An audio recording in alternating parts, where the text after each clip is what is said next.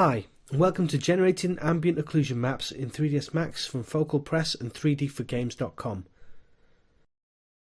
Today we will be going through two methods for baking ambient occlusion maps in 3dsMax. We will be using Mental Ray and the Render to Texture tool.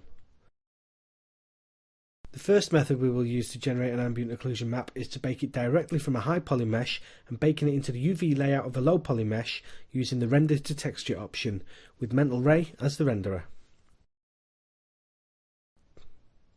We will then use this image in a 2D software package in the diffuse texture to add some lighting information to the texture itself and then a low poly model when this texture is applied.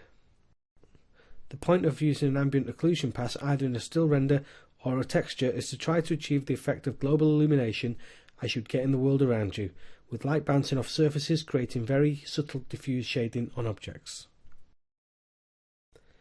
The pass will add depth and shadow to your model. Now, let's get started. What you should have is two models, a high poly source mesh and a low poly target mesh that has been unwrapped.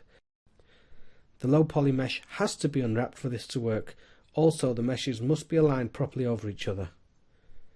It's also worth noting that it's best not to have any overlapping or shared UV space in the UV layout, as this will lead to errors in the map. For this scene, we'll be using a section of shoulder armour. The high poly and unwrapped low poly are placed over each other in the scene. Select the low poly mesh and press 0 to bring up the Render to Texture dialog, or go to Main Menu, Rendering, Render to Texture. First up are the general settings. We will change the render settings. Open the drop down list and select Mental.Ray.Daylighting. If you wish to adjust the render settings more, click on Setup to the right. For now, I'll go with the default settings for Mental Ray Daylighting. Under Projection Mapping, select Pick. A new window, Add Targets, will pop up. Choose the high poly mesh by its name, in this case shoulder_plate_high. As in this example, the newly created cage for the projection has exploded. To fix this, go to the Modify panel and to the cage settings. Press Reset, then increase the push amount until the cage covers the high poly model. For more complex models, it may also be necessary to adjust the cage manually. This can be done like editing a regular mesh. Now click on Options beside the Pick button to bring up the new window titled Projection Options. The default settings should be OK, but just make sure the following ones are selected. Method, Ray Trace, Use Cage. Resolve Hit is at furthest and that Ray Miss is checked. The rest can be left as they are for this process. Under Mapping Coordinates, select Use Existing Channel as the object has been unwrapped. Add an ambient occlusion to the output selection by clicking Add and choosing Ambient Occlusion MR from the list. The selected element's common settings will appear. This is where we name the output texture and input its location by selecting the icon to the right of the file name and browsing to the desired location. You can also pick the textures by selecting from the options. I'll go for a 512 this time.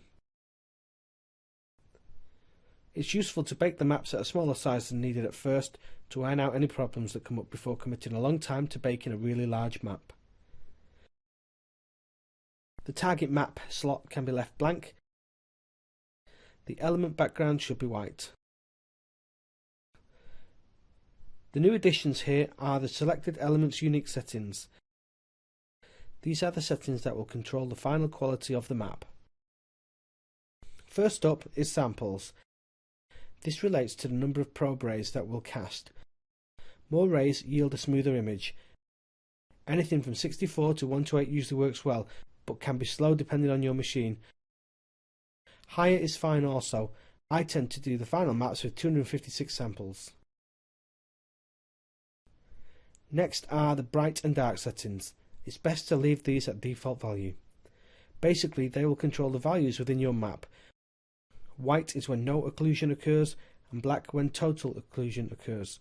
Anything in between will have a mixed value, thus appearing grey. Spread. This controls the spread of the ray outward from the sample point. Following is the max distance. This refers to the distance the rays will consider including a mesh surface. A value of 0 will pick up everything in the scene. Any value greater than 0 will only consider geometry found within that distance. The remaining setting is fall off. This defines the amount of fall off of the ray. The greater the value, the greater the fall off. Once all this is done, press render. This will then bake out the map for you and save it in the specified location at the chosen file type. A warning window will appear, not specify the target map slot in the shader. This is okay to ignore. Press continue. The texture will render as a grayscale map. When the render is complete, we can move on to the 2D software of your choice, in this case Photoshop. In Photoshop, let's open up the map we've baked from the high-res model. Here I've set up a PSD file with the relevant layers. On top as an example layer is the output AO map. At the bottom is the diffuse layer. I'll use a flat colour base for the texture for now. The occlusion map itself is then used as a layer set to multiply over the diffuse texture. For a more subtle effect, you can reduce the opacity on the layer. I have reduced the opacity slightly as I've also included another layer, AO layer blur, to lower opacity between the AO layer. This is a copy of the original AO map with a Gaussian blur applied to soften the effect. This is just for an artistic choice more than anything. When you are finished with the texturing and apply it to the model, there should be a noticeable difference between the one using the AO pass and the one not using it. We'll go back to Max to a different scene I've set up showing two copies of the low poly mesh, one to the right with just a flat diffuse texture and a normal map, and the other on the left with the same maps and the AO pass in the diffuse texture. The one on the left has a better sense of depth and darker recesses. Once this is fully textured, it will be even more noticeable. Also, an AO map is good to use as a guide and base for your diffuse texture. Especially with a lot of complex detailing, it would save a lot of time during the texturing phase. This concludes baking an ambient occlusion map using example 1 in 3dsMax. Thanks for watching, and I'll see you in the next guide.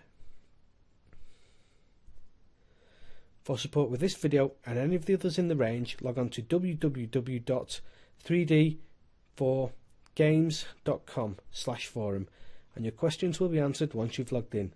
Good luck and goodbye.